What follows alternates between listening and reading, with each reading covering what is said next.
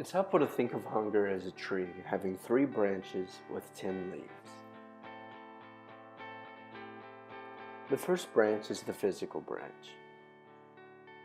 The first hunger is real hunger. This is the hunger that makes you irritable, gives you headaches, and then low blood sugar, and will eventually give you stomach pains. The way to satiate this is to eat fruit and other wholesome foods. The next hunger is afternoon hunger. This can either be legitimate physical hunger or just anticipation of the end of the workday.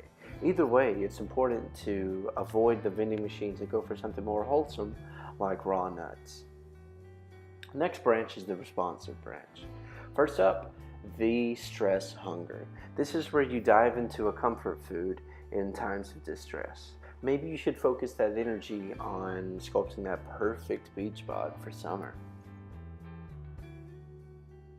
Next is emotional hunger.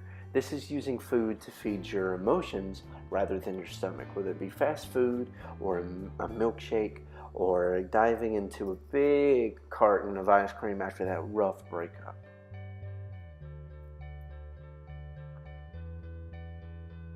After that is celebratory hunger. With no shortage of parties and celebrations, it's easy to be caught up and eat as much cake and ice cream as you want. It's important to check the portions though.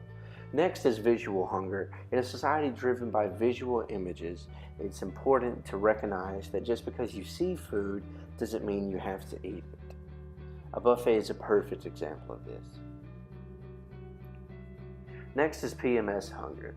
This is caused by hormones flaring up in the menstrual cycle that cause cravings for sweet and salty foods. It's important to satisfy the craving, but watch the portion size.